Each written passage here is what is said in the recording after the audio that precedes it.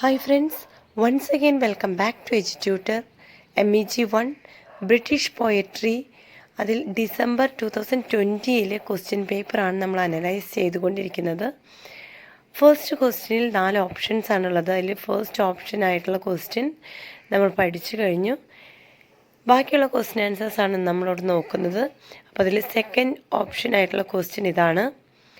When first thou didst entice to thee my heart, I thought the service brave. So many joys I writ down for my part, besides what I might have. The given lines are taken from the poem The Pulley by George Herbert. These lines reflect the speaker's recollection of the time when he first devoted his heart to God, believing that such devotion would bring him joy and fulfillment. George Herbert എഴുതിയ the പുള്ളി എന്ന് പറയുന്ന ഒരു പോയത്തിൽ നിന്നാണ് ഈ 4 ലൈൻസും എടുത്തിട്ടുള്ളത്. ഇതിൽ കൂടുതലായിട്ടും റിഫ്ലക്റ്റ് ചെയ്തിരിക്കുന്നത് സ്പീക്കർ ജോർജ് ഹെർബർട്ട് അദ്ദേഹത്തിൻ്റെ മൈൻഡ് ഫുള്ളായിട്ട്, അല്ലെങ്കിൽ അദ്ദേഹത്തിൻ്റെ ഹൃദയം കംപ്ലീറ്റ്ലി ദൈവത്തിന് സമർപ്പിച്ചിരുന്ന ആ ഒരു ഫസ്റ്റ് മൂമെൻറ്റിനെ കുറിച്ചിട്ടാണ്. അങ്ങനെ ഒരു ഡിവോഷൻ, അത് സ്പീക്കർക്ക് നൽകിയിരിക്കുന്ന ഒരു ജോയ്, ഒരു സന്തോഷം, ഒരു ആത്മീയത, അതിനെക്കുറിച്ച് അദ്ദേഹം പറയാൻ ആഗ്രഹിക്കുകയാണ്. In the line when first thou didst entice to thee my heart, the word thou refers to God. The speaker describes how he was gently drawn or attracted towards God, suggesting a sense of spiritual awakening or calling. The word entice does not imply deception here, but rather a loving invitation that appeals to the human soul. ഈ വരികളിൽ thou എന്ന് ഉപയോഗിച്ചിരിക്കുന്ന word ദൈവത്തിനെയാണ്, ഗോഡിനെയാണ് reflect ചെയ്യുക അല്ലെങ്കിൽ refer ചെയ്യുന്നത്. ഇതിൽ സ്പീക്കറിന് എത്രമാത്രം ദൈവവുമായിട്ടുള്ള ഒരു ആത്മീയതയിലേക്ക് അല്ലെങ്കിൽ ഒരു അട്രാക്ഷൻ ദൈവത്തിലേക്ക് വന്നു, ഇറ്റ് വാസ് ഡ്രോൺ, എന്താ പറയുക, ദൈവത്തിലോട്ടുള്ള ഒരു ആകർഷണമാണത്. ഇവിടെ അദ്ദേഹത്തിൻ്റെ സ്പിരിച്വൽ അവേക്കനിങ് അല്ലെങ്കിൽ ആത്മീയമായിട്ടുള്ള ഒരു വിളിയെ കുറിച്ചിട്ടാണ്, ആത്മീയമായിട്ടുള്ള ഒരു ഉണർവിനെ കുറിച്ചിട്ടാണ് ഇദ്ദേഹം സംസാരിക്കുന്നത്. ഇവിടെ എൻറ്റൈസ് എന്ന വാക്കുകൊണ്ട് ഉദ്ദേശിക്കുന്നത് മനുഷ്യ മനസ്സിൻ്റെ അല്ലെങ്കിൽ മനുഷ്യൻ്റെ ആത്മാവിനെ കുറിച്ചിട്ടാണ്. എന്ന് വെച്ച് കഴിഞ്ഞാൽ ഇദ്ദേഹത്തിന് ഒരു ലവിങ് ഇൻവിറ്റേഷനാണ് ലഭിക്കുന്നത്, ദൈവത്തിലോട്ടുള്ള ഒരു ആകർഷണത്തിലോട്ട്, അല്ലെങ്കിൽ അങ്ങോട്ട് ദൈവവുമായിട്ട് അടുക്കാനുള്ള ഒരു ഇൻവിറ്റേഷനായിട്ടാണ് അദ്ദേഹം കണക്കാക്കുന്നത്. The speaker then says, I thought the service brave, which means he believed that serving God would be noble, honorable and rewarding. At that moment, he had a very positive and idealistic view of religious devotion. He expected that giving his heart to God would lead to happiness and satisfaction. അദ്ദേഹത്തെ സംബന്ധിച്ചിടത്തോളം, അല്ലെങ്കിൽ സ്പീക്കറിനെ സംബന്ധിച്ചിടത്തോളം, ദൈവത്തിനുള്ള ഒരു ജീവിത സമർപ്പണം എന്നുള്ളത്, അതിനെയാണ് service Brave, എന്താ പറയുക, വളരെ ബ്രേവായിട്ട് ധൈര്യത്തോടെ ദൈവത്തിന് വേണ്ടി ജീവിതം സമർപ്പിക്കുക എന്നുള്ളത് അദ്ദേഹത്തിൻ്റെ സംബന്ധിച്ചിടത്തോളം ഒരു നോബിളായിട്ടുള്ള, ഓണറബിളായിട്ടുള്ള, റിവാർഡിംഗ് ആയിട്ടുള്ള ഒരു ആറ്റിറ്റ്യൂഡാണെന്നാണ്. അതുകൊണ്ട് തന്നെ ആയിരിക്കാം അദ്ദേഹത്തിന് റിലീജിയസ് ഡിവോഷനെ കുറിച്ചിട്ട് പറയാനുള്ളത്. അതൊരു പോസിറ്റീവായിട്ടുള്ളൊരു കാര്യമാണ്, അല്ലെങ്കിൽ അതൊരു പോസിറ്റീവായിട്ടുള്ളൊരു മൊമെൻ്റാണ്, വളരെയധികം സന്തോഷം നൽകുന്ന ഒരു കാര്യമായിട്ടാണ് അതിനെ അദ്ദേഹം വിശേഷിപ്പിക്കുന്നത്. ആൻഡ് അദ്ദേഹത്തിനെ സംബന്ധിച്ചിടത്തോളം തൻ്റെ മനസ്സ് മുഴുവനായിട്ട്, ഹൃദയം മുഴുവനായിട്ട് ദൈവത്തിന് സമർപ്പിക്കുമ്പോൾ ഇവിടെ സംഭവിക്കുന്നത് അദ്ദേഹത്തിന് പേഴ്സണലായിട്ടുള്ള ഒരു സന്തോഷം മാത്രമാണ് അദ്ദേഹത്തിന് ലഭിക്കുക. ജീവിതത്തിൽ വലിയൊരു സംതൃപ്തിയും സന്തോഷവും കൈവരിക്കാനായിട്ട് അദ്ദേഹം ആഗ്രഹിച്ചിരുന്നു. എങ്ങനെ? ദൈവത്തിന് തൻ്റെ ജീവിതം മുഴുവനായിട്ട് സമർപ്പിച്ചുകൊണ്ട്. In the next lines, so many joys I write down for my part. The speaker reveals that he had imagined or written down a list of joys and blessings he would receive in return for his devotion. This suggests that his initial faith was somewhat based on expectations of personal gain and happiness. ഇവിടെ ഒരു രസകരമായിട്ടുള്ള കാര്യം നടക്കുന്നത്, അദ്ദേഹം ദൈവത്തിന് വേണ്ടി തൻ്റെ ജീവിതം മുഴുവൻ സമർപ്പിക്കുക, അല്ലെങ്കിൽ ദൈവത്തിന് വേണ്ടി ഒരു സർവീസ് ചെയ്യുക, അപ്പോൾ തനിക്ക് വലിയ സന്തോഷവും സംതൃപ്തിയും ലഭിക്കും എന്നാണ് അദ്ദേഹത്തിൻ്റെ വിശ്വാസമായിരുന്നത്.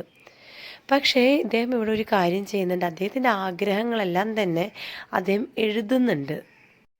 അദ്ദേഹത്തിന് ജീവിതത്തിൽ നേടിയെടുക്കാനുള്ള സന്തോഷങ്ങൾ, അനുഗ്രഹങ്ങൾ, ഇതൊക്കെയാണ് അദ്ദേഹം എഴുതിയിരുന്നത്.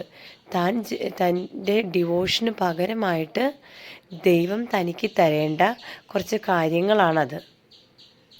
അപ്പോൾ ഇവിടെ നിന്ന് നമുക്ക് മനസ്സിലാക്കാൻ പറ്റുന്നത്, ആ ഇനീഷ്യൽ ഫെയ്ത്ത് അല്ലെങ്കിൽ ആരംഭത്തിലുണ്ടായിരുന്ന ആ ഒരു വിശ്വാസം എന്ന് പറയുന്നത്, അദ്ദേഹം തനിക്ക് എന്തൊക്കെയൊക്കെയോ ലഭിക്കും എന്നുള്ള ഒരു എക്സ്പെക്റ്റേഷൻസാണ് ഇവിടെ കാണിക്കുന്നത്. ദൈവത്തിന് തൻ്റെ ജീവിതം സമർപ്പിക്കുന്നതിലൂടെ തനിക്ക് എന്തെങ്കിലും ദൈവത്തിൽ നിന്നും തിരിച്ചു കിട്ടണം എന്നുള്ള കുറച്ച് എക്സ്പെക്റ്റേഷൻസാണ് ഇവിടെ നമുക്ക് കാണിച്ചു തരുന്നത്. Finally, besides what I might have, indicates that he even hoped for additional, unexpected blessings beyond those he had already been imagined. This shows the speaker's optimism and perhaps a certain innocence in his early spiritual journey. അപ്പോൾ സ്പീക്കറിൻ്റെ ആരംഭകാലത്തെ devotion എന്ന് പറയുന്നത്, അദ്ദേഹം എഴുതി വെച്ചിട്ടുള്ള കാര്യങ്ങൾ മാത്രമല്ല, അതിനുശേഷം അഡീഷണലായിട്ട് അദ്ദേഹത്തിൻ്റെ കുറച്ചും കൂടിയും പേഴ്സണലായിട്ട് എന്തെങ്കിലുമൊക്കെ ആഗ്രഹങ്ങൾ വേറെ ഉണ്ടെങ്കിൽ അതൊക്കെ അദ്ദേഹം ആഗ്രഹിച്ചിരുന്നു. ഞാൻ ദൈവത്തിനെ സ്നേഹിച്ച് കഴിഞ്ഞാൽ, അല്ലെങ്കിൽ ദൈവത്തിന് വേണ്ടി ഒരു സർവീസ് ചെയ്ത് കഴിഞ്ഞാൽ ദൈവം ഇതും കൂടി അഡീഷണലായിട്ട് എനിക്ക് ചെയ്തു തരും എന്നുള്ള ഒരു കാര്യമായിരുന്നു അദ്ദേഹത്തിൻ്റെ മൈൻഡിൽ കൂടെ ഓടിയിരുന്നത്. ഇത് എന്ന് പറയുന്നത് ജസ്റ്റ് ഒരു ഓപ്റ്റിമിസമായിട്ട് കണക്കാക്കാം, അല്ലെങ്കിൽ അദ്ദേഹത്തിൻ്റെ സ്പിരിച്വൽ ജേണിയിലുണ്ടായിരുന്ന ആ ഒരു ഇന്നസെൻസ് ആയിട്ട്, ഒരു നിഷ്കളങ്ക സ്വഭാവമായിട്ടും നമുക്ക് കണക്കാക്കാൻ സാധിക്കും.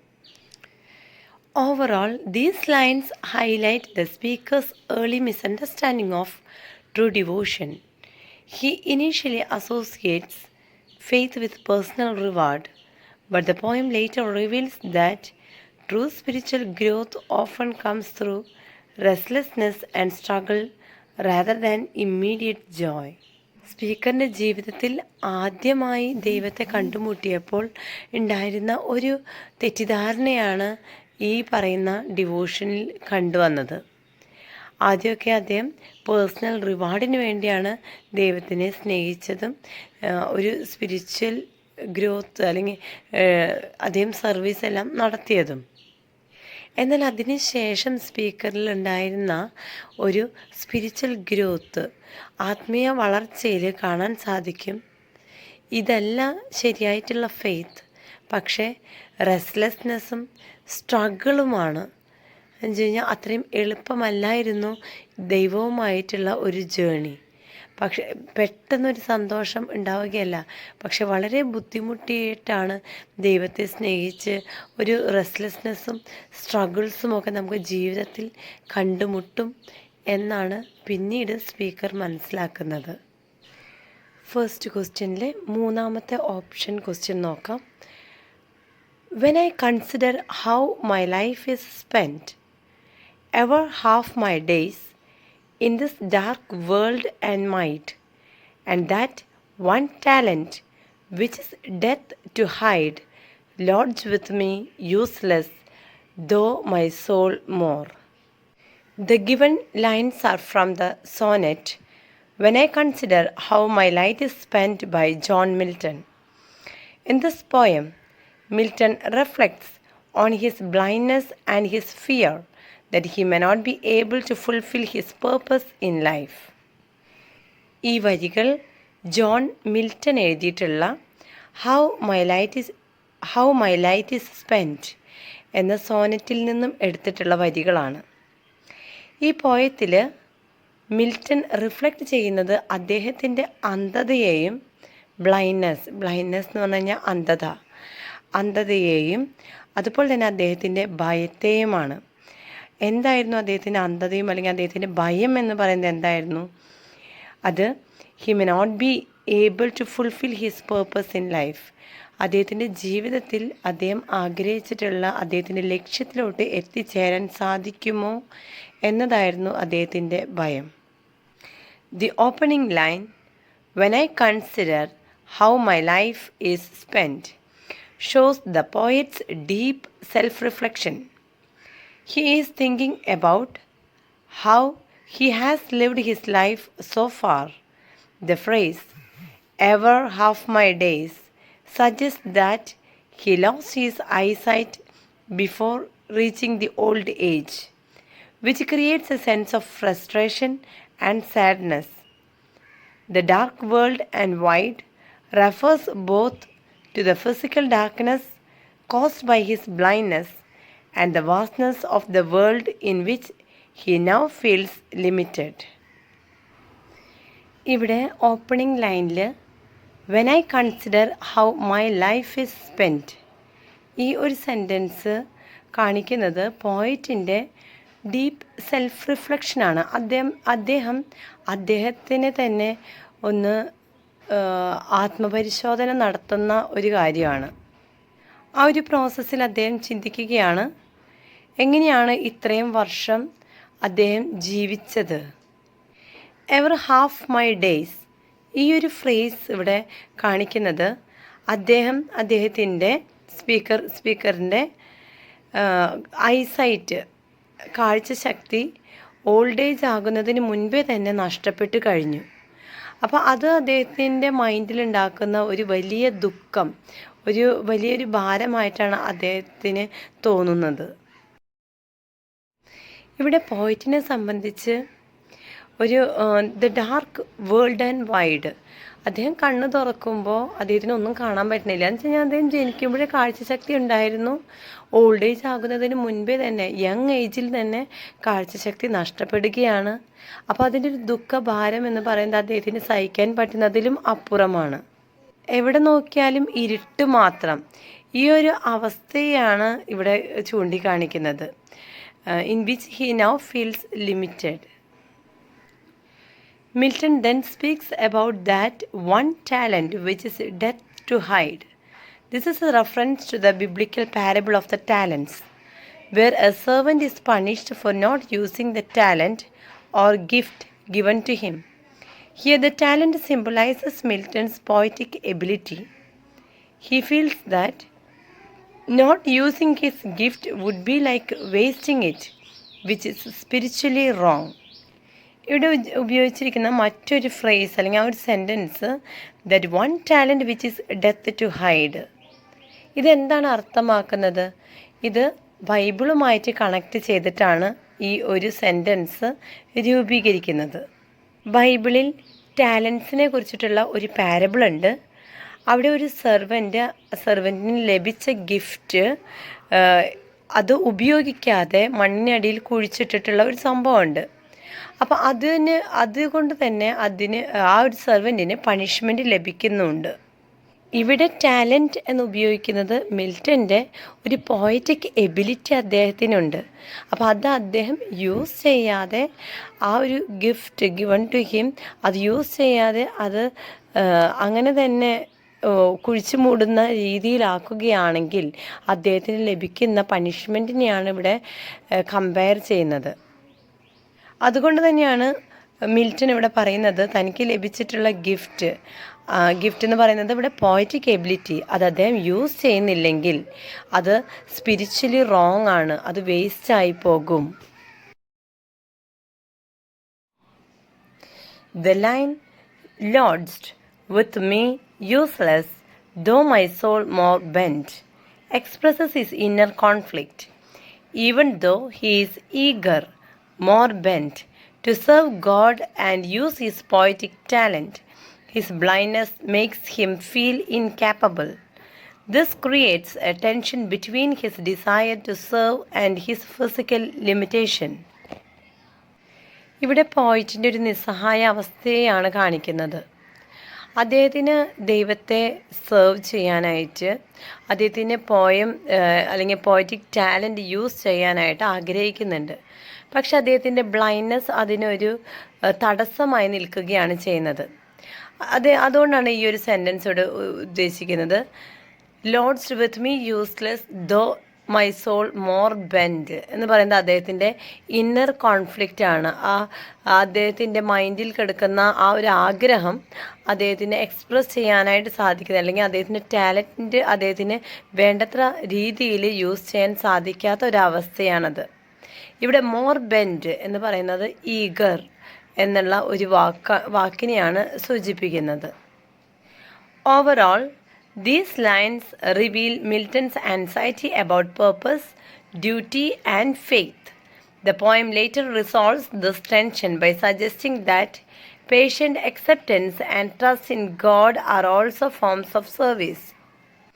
അത് പേഷ്യൻ്റ് എന്നല്ല, പേഷ്യൻസ് എന്നാണ്. Patience, acceptance and trust in God are also forms of love. അപ്പോൾ ഇവിടെ all together as a conclusion നമുക്ക് പറയാനുള്ളത്, മിൽട്ടൻ്റെ ഈ ഒരു ആൻസൈറ്റി, ഇനി എൻ്റെ ജീവിതത്തിൽ എനിക്കിങ്ങനെയൊന്നും ചെയ്യാൻ പറ്റുന്നില്ലല്ലോ, അല്ലെങ്കിൽ എൻ്റെ ലക്ഷ്യബോധത്തിലേക്ക് എത്താൻ പറ്റുന്നില്ല, അല്ലെങ്കിൽ എൻ്റെ ഡ്യൂട്ടി ഫുൾഫിൽമെൻറ്റ് ചെയ്യാനായിട്ട്, അല്ലെങ്കിൽ എൻ്റെ വിശ്വാസം എനിക്ക് പ്രാക്ടീസ് ചെയ്യാൻ പറ്റുന്നില്ല, ഈ ഒരു സാഹചര്യം, ഈ ഒരു ഇന്നർ കോൺഫ്ലിക്റ്റ് അദ്ദേഹത്തിന് ഉണ്ടായി കഴിഞ്ഞപ്പോൾ അദ്ദേഹത്തിന് മനസ്സിലായ ഒരു കാര്യം, ഈ ഒരു ടെൻഷനൊക്കെ ഒന്ന് റിസോൾവ് ചെയ്യാനായിട്ട് നമുക്ക് വേണ്ട പ്രധാനപ്പെട്ട 3 വാല്യൂസാണ് പേഷ്യൻസ്, അക്സെപ്റ്റൻസ് എന്ന് പറഞ്ഞാൽ എന്ത് വന്നാലും അത് തരണം ചെയ്യുക, അത് അംഗീകരിക്കുക. അതുപോലെ ട്രസ്റ്റ് ഇൻ ഗോഡ്, ദൈവത്തിലുള്ള ഒരു വലിയ വിശ്വാസം. ഇതൊക്കെ തന്നെയും ഫോംസ് ഓഫ് സർവീസ് തന്നെയാണ്. നെക്സ്റ്റ് ക്വസ്റ്റ്യനിലോട്ട് പോവാം. 4 ലൈൻസ് തന്നിട്ടുണ്ട്. ലിറ്റിൽ ലാംബ് ഹു മെയ്ഡ് ദീ, Dost thou no who made ദീ, ഗേവ് ദീ ലൈഫ് ആൻഡ് ബിഡ് ദീ feed by the stream and over the mead. The given lines are from the poem The Lamb in Songs of Innocence by William Blake. These lines introduce one of the central themes of the poem, the relationship between creation, innocence and the creator. William Blake എഴുതിയ വളരെ മനോഹരമായിട്ടുള്ള poem the lamb in songs of innocence എന്ന പോയത്തിൽ നിന്നും എടുത്ത 4 വരികളാണിത്. ഈ പോയത്തിലെ വളരെ പ്രധാന ആശയങ്ങളിൽ ഒരാശയമാണ് ഈ 4 വരികളിലും ഉൾപ്പെടുത്തിയിരിക്കുന്നത്.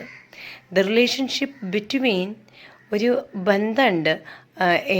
3 കാര്യങ്ങളാണ് ഇവിടെ തന്നിട്ടുള്ളത്. ആ 3 കാര്യങ്ങളും തമ്മിലുള്ള ബന്ധത്തെയാണ്, റിലേഷൻഷിപ്പാണ് ഇവിടെ തീമായിട്ട് വരുന്നത്. Creation, innocence and the creator. The speaker addresses the lamb directly with the question, "Little lamb, who made thee?" This simple and gentle question reflects a childlike curiosity about the origin of life. The repetition of the question, "Dost thou know who made thee?" emphasizes innocence and wonder. The tone is soft and affectionate, suggesting purity and simplicity. ഈ ഒരു പോയത്തിൽ speaker ലാമ്പിനോട്, കുഞ്ഞാടിനോട് ചോദിക്കുകയാണ്, little lamp who made ദീ, നിന്നെ ആരാണ് സൃഷ്ടിച്ചത്? വളരെ simple, അതുപോലെ തന്നെ ഒരു വളരെ ഇന്നസെൻ്റ് ആയിട്ടുള്ള ഒരു ക്വസ്റ്റ്യനാണിത്. എന്താ അവർ ഉദ്ദേശിക്കുന്നത്? ഒറിജിൻ ഓഫ് ലൈഫിനെയാണ് ഇവിടെ കണക്ട് ചെയ്യുന്നത്. ഒറിജിൻ ഓഫ് ലൈഫ് എന്ന് പറഞ്ഞു കഴിഞ്ഞാൽ ജീവിതത്തിൻ്റെ ഒരു ആരംഭം, അല്ലെങ്കിൽ ജീവൻ്റെ ഉറവിടത്തെക്കുറിച്ചിട്ടുള്ള അറിയാനുള്ള ഒരു ആഗ്രഹത്തെയാണ് ഇവിടെ സ്പീക്കർ അഡ്രസ്സ് ചെയ്യുന്നത്. ക്വസ്റ്റ്യൻ 2ാം പ്രാവശ്യം ഇവിടെ റിപ്പീറ്റ് ചെയ്യാണ്, Dost thou know who made ദീ. അത് ഒരു വണ്ടർ, ഇന്നസെൻസ്, ഈ കാര്യങ്ങളെയൊക്കെയാണ് ഇവിടെ സൂചിപ്പിക്കുന്നത്. ഈ പോയത്തിലെ സംസാര ശൈലി വളരെ സിമ്പിളാണ്, സോഫ്റ്റാണ്. അതുപോലെ അത്രയും അഫെക്ഷനേറ്റ് ആയിട്ട് ഒരു വളരെ വാത്സല്യത്തോടു കൂടി ചോദിക്കുന്ന ഒരു ചോദ്യമാണത്. The lamb itself is a symbol of innocence, purity and gentleness. By asking who gave the lamb life and the ability to feed by the stream and over the mead, the speaker points to the natural world as a place of harmony and nourishment. The imagery of streams and meadows creates a peaceful and pastoral setting, reinforcing the idea of a benevolent creator who provides for all living beings. ഇവിടെ ഈ ഒരു കുഞ്ഞാട് എന്ന് പറയുന്നത് തന്നെ ശരിക്കും ഇന്നസെൻസിൻ്റെയും പ്യൂരിറ്റിയുടെയും ജെൻറ്റിൽനെസ്സിൻ്റെയും ഒക്കെ തന്നെ പ്രതീകമാണ്. അപ്പോൾ ഇവിടെ പോയിട്ട് ചോദിക്കുകയാണ് ഇത്രയും എന്താ പറയുക ഇന്നസെൻ്റ് ആയിട്ടുള്ള ഈ ആടിനോട്, ലാമ്പിനോട് നിന്നെ ആരാണ് സൃഷ്ടിച്ചത്? Who gave the lamb life and the ability to feed. ജീവൻ മാത്രമല്ല കൊടുക്കുന്നത്, മറിച്ച് ഒരു എബിലിറ്റി ഉണ്ട്. എന്തിൻ്റെ എബിലിറ്റിയാണ്?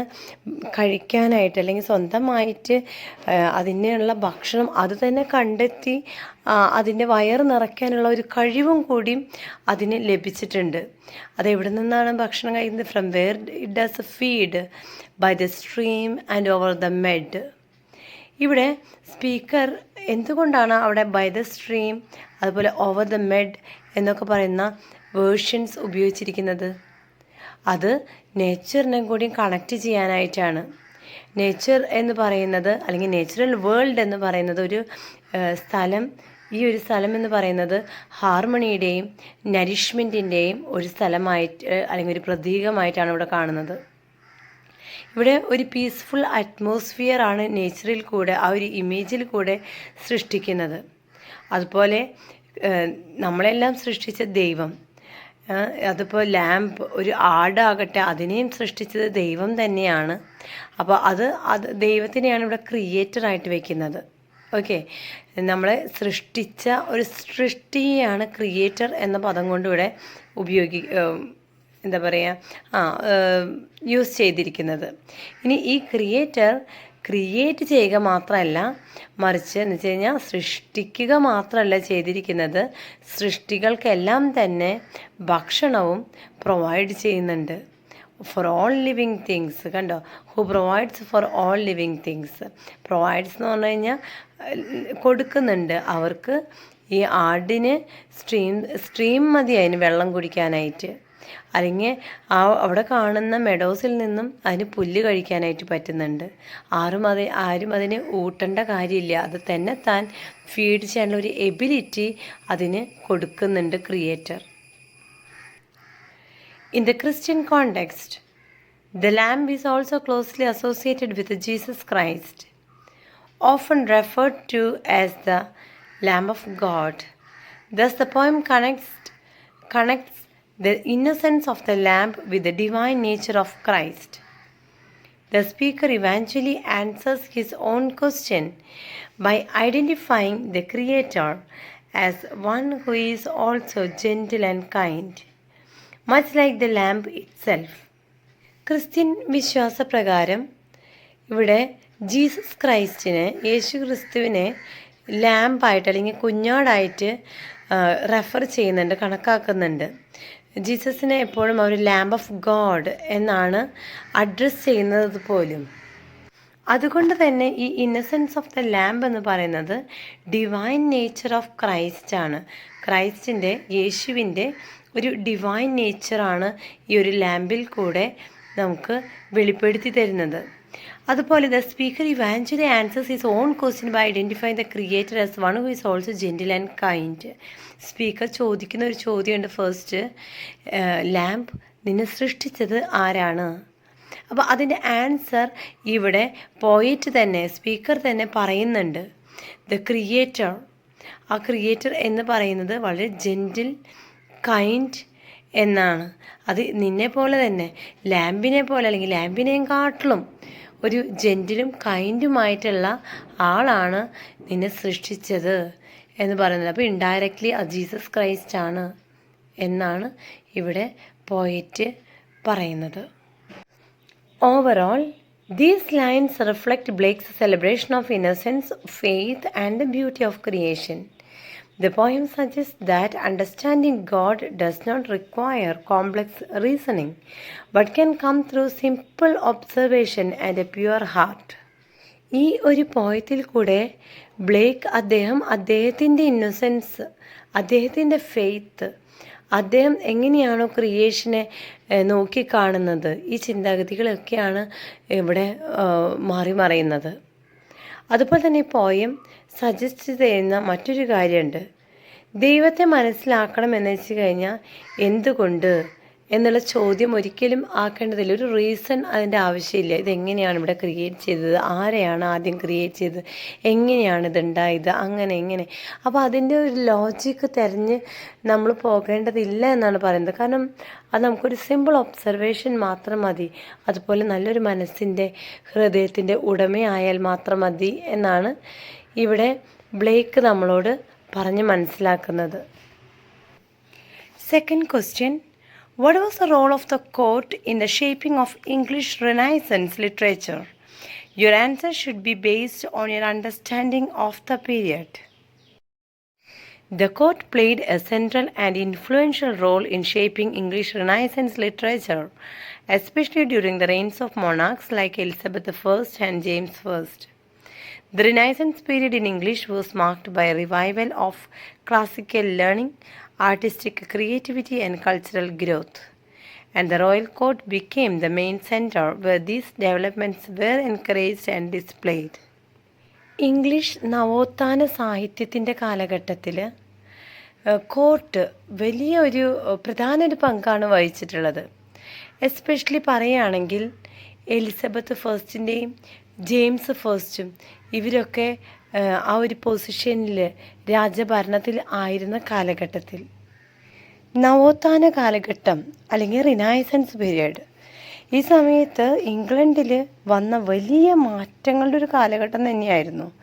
എസ്പെഷ്യലി നമുക്ക് എടുത്തു പറയുകയാണെങ്കിൽ ക്ലാസിക്കൽ ലേണിങ്ങിന് ഒരു വലിയ ഓപ്പണിങ്, എന്താ പറയുക, വലിയൊരു മാറ്റം അല്ലെങ്കിൽ കുറേയധികം ഓപ്പർച്യൂണിറ്റീസ് നൽകിയ ഒരു സമയമായിരുന്നു.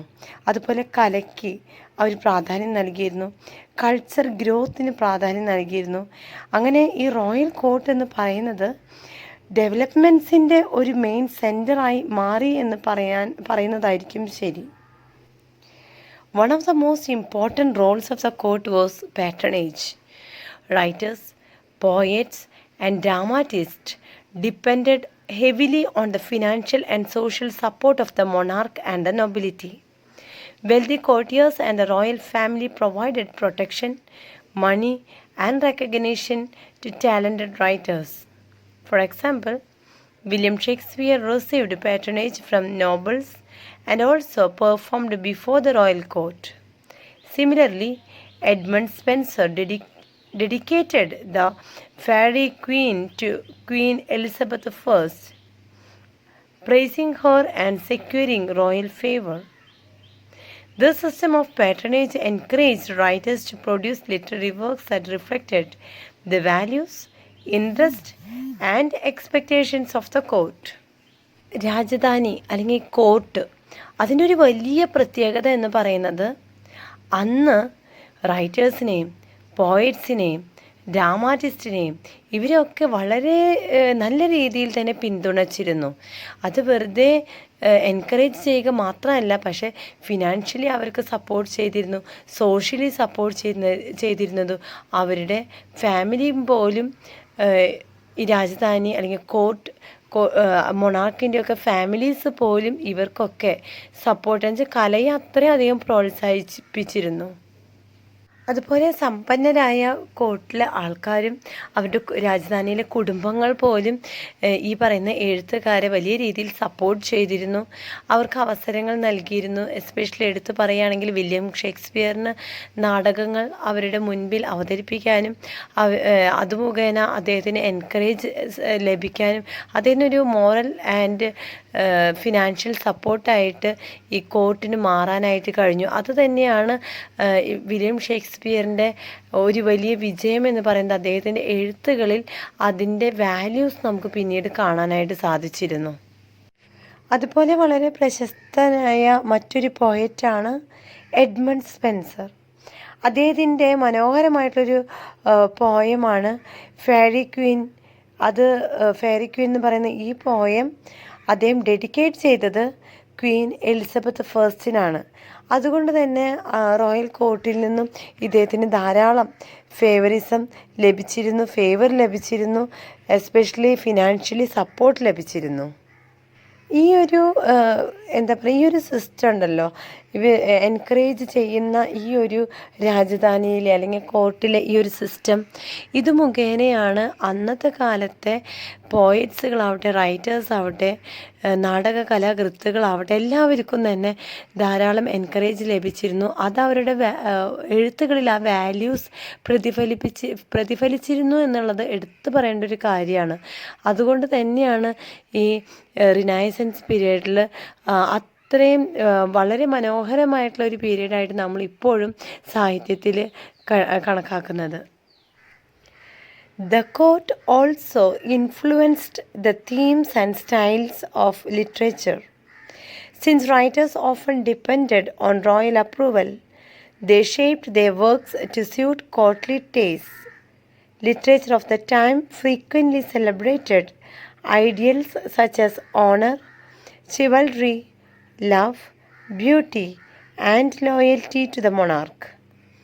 Courtly love, a refined and often idealized form of love, became a popular theme in poetry and drama.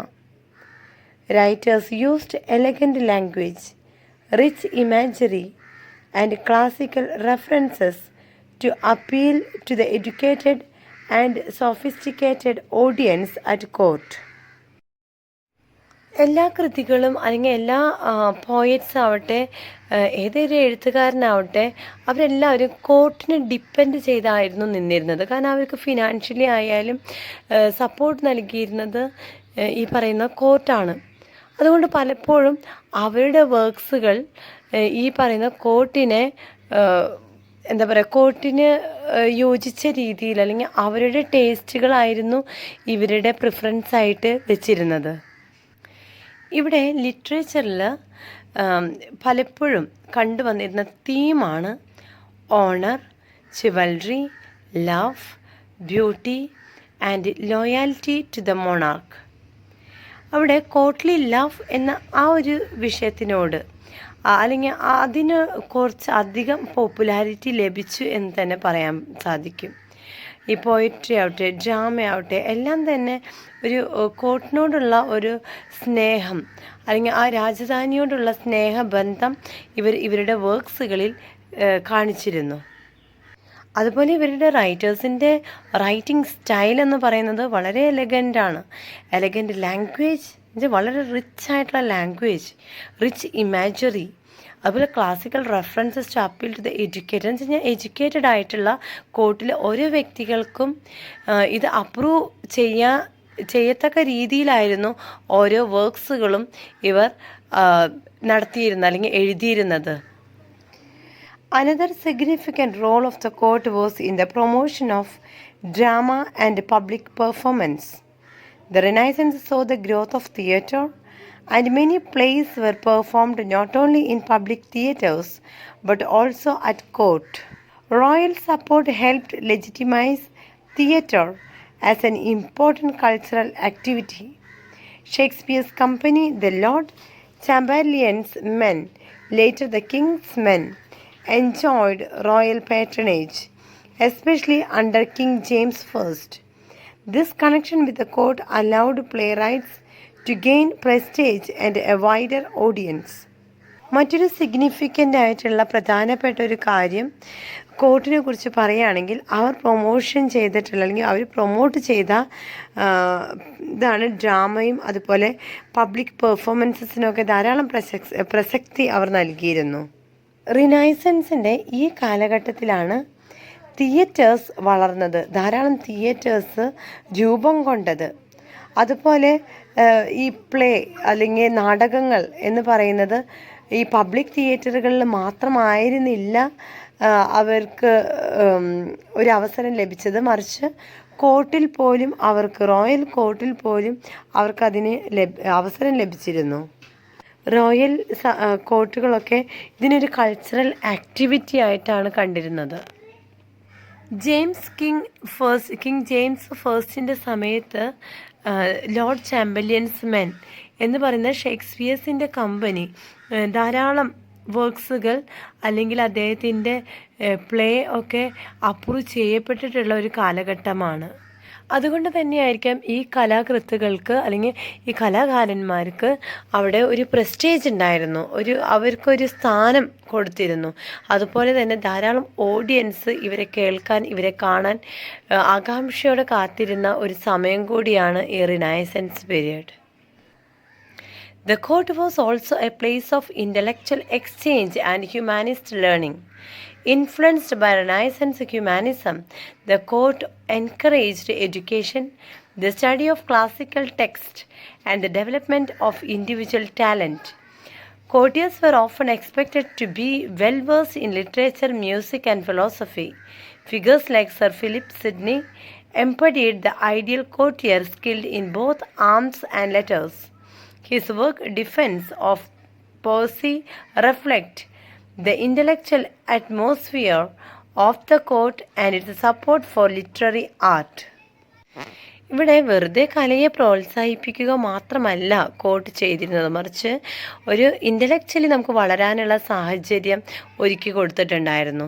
ഹ്യൂമാനിസ്റ്റായിട്ട് നമുക്ക് ലേൺ ചെയ്യാൻ എന്ന് വെച്ച് കഴിഞ്ഞാൽ നമുക്ക് കുറച്ചും കൂടി മനുഷ്യരെ കാണാനും ബുദ്ധിപരമായിട്ട് വളരാനും അതുപോലെ തന്നെ കലയെ പ്രോത്സാഹിപ്പിക്കാനും എല്ലാത്തിനുള്ള ഒരു അവസരമായിരുന്നു ഈ ഒരു കോർട്ട് എന്ന് പറയുന്നത്. റിനൈസൻസ് പീരിയഡിലുള്ള കലാകാരന്മാർ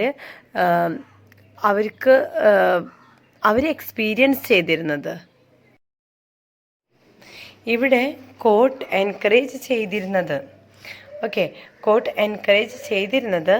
എഡ്യൂക്കേഷൻ, അതുപോലെ ക്ലാസിക്കൽ ടെക്സ്റ്റ്, അതുപോലെ ഇൻഡിവിജ്വൽ ഓരോ വ്യക്തികളുടെയും ടാലൻറ്റിനെ അവർ എടുത്ത് അവർക്ക് അപ്രിസിയേഷൻ നൽകുകയും അവരെ പ്രോത്സാഹിപ്പിച്ച് അവർക്ക് വേണ്ടത്ര സഹായങ്ങൾ ചെയ്തു കൊടുക്കുകയും ചെയ്തു. അതേസമയം കോർട്ടിനും കുറേ അധികം എക്സ്പെക്റ്റേഷൻ ഉണ്ടായിരുന്നു. അതെന്തായിരുന്നു? അവർ വെൽവേഴ്സ്ഡ് ആയിരിക്കണം.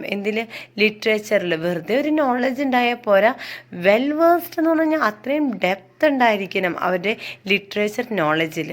അതുപോലെ മ്യൂസിക്, ഫിലോസഫി, ഇതിലൊക്കെ വെൽവേഴ്സ്ഡ് ആയിട്ടുള്ള വ്യക്തികൾക്കാണ് ഇവിടെ കൂടുതലായിട്ടും അവസരം നൽകിയിരുന്നത്. അല്ലെങ്കിൽ അവസരം നൽകിയിരുന്ന വ്യക്തികളിൽ നിന്നും കോർട്ട് ഇതൊക്കെ എക്സ്പെക്റ്റ് ചെയ്തിരുന്നു. എടുത്തു പറയാനുള്ള ഒരു വ്യക്തിയാണ് സർ ഫിലിപ്പ് സിഡ്നി. അദ്ദേഹത്തിൻ്റെ ആർട്ട് വർക്ക് എന്ന് പറഞ്ഞു കഴിഞ്ഞാൽ എന്താ പറയുക, അതൊരു ഫേമസ് ആയിട്ട് അല്ലെങ്കിൽ അന്നൊക്കെ പ്രത്യേകിച്ചും ആ കാലഘട്ടത്തിൽ വളരെ പോപ്പുലർ ആയിട്ടുള്ള ഒരു വ്യക്തിയാണ് സർ ഫിലിപ്പ് സിഡ്നി. അദ്ദേഹത്തിൻ്റെ പ്രത്യേകത എന്ന് പറയുന്നത് വളരെയധികം ഇൻ്റലക്ച്വലി ക്യാപ്പബിൾ ആയിട്ടുള്ള വ്യക്തിയായിരുന്നു. അദ്ദേഹത്തിൻ്റെ സ്കിൽ വർക്ക് എന്ന് പറഞ്ഞാൽ both arms and letters. With that he has done his multiple works, lots of വർക്ക്സുകളായിരുന്നു അദ്ദേഹം ചെയ്തുകൊണ്ടിരുന്നത്. With both arms and letters എന്ന് പറഞ്ഞു കഴിഞ്ഞാൽ കൈകൾ ഉപയോഗിച്ചുകൊണ്ട് അദ്ദേഹം കലയെ നിർമ്മിക്കുകയാണ് ചെയ്തത്. അതുപോലെ ലെറ്റേഴ്സ് എന്ന് പറഞ്ഞു കഴിഞ്ഞാൽ അദ്ദേഹത്തിൻ്റെ റൈറ്റിംഗ് സ്കില്ലിനെയാണ്. ഓക്കെ, അപ്പോൾ വരയ്ക്കാനുള്ള കഴിവാവട്ടെ, റൈറ്റിംഗ് സ്കില്ലാവട്ടെ, എല്ലാം തന്നെ അദ്ദേഹത്തിന് ഉണ്ടായിരുന്നു. അതുകൊണ്ട് തന്നെ അദ്ദേഹം ആ ഒരു കാലഘട്ടത്തിൽ അറിയപ്പെടുന്ന ഒരു വ്യക്തിയും കൂടിയായിരുന്നു. Moreover, the court shaped literature through its political and social influence. Writers often addressed political themes carefully, sometimes using allegory and symbolism to comment on power, authority, and governance without directly criticizing the monarchy. Literature became a means of reinforcing the authority and image of the ruler. അതുപോലെ തന്നെ കോർട്ടിന് മറ്റൊരു വശമുണ്ടായിരുന്നത് അതിൻ്റെ സോഷ്യലായിട്ടുള്ള പൊളിറ്റിക്കലായിട്ടുള്ളൊരു വശമായിരുന്നു. അത് ലിറ്ററേച്ചറാൽ shape ചെയ്ത അല്ലെങ്കിൽ അവരുടെ ഒരു സപ്പോർട്ടിനാലായിരുന്നു ഈ കോർട്ട് ശരിക്കും പറഞ്ഞാൽ പ്രവർത്തിച്ചിരുന്നത്. പലപ്പോഴും റൈറ്റേഴ്സ് കെയർഫുള്ളി അവരുടെ തീം യൂസ് ചെയ്തിരുന്നു, അഡ്രസ്സ് ചെയ്തിരുന്നു. ഈ മൊണാർക്സിനെ കുറിച്ചിട്ട്, രാജാക്കന്മാരെ കുറിച്ചിട്ട് ചിലപ്പോഴൊക്കെ ക്രിട്ടിസൈസ് ചെയ്യേണ്ടി വന്നിരുന്നു. പക്ഷേ ഡയറക്റ്റ്ലി അല്ല ഇൻഡയറക്റ്റ്ലി ആയിട്ട് അവരുടെ വർക്ക്സിൽ കൂടെ അത് വളരെ മൈന്യൂട്ട് രീതിയിൽ അല്ലെങ്കിൽ വളരെ കെയർഫുള്ളി ആയിരുന്നു അവർ അതെല്ലാം ഡ്രാഫ്റ്റ് ചെയ്തിരുന്നത്.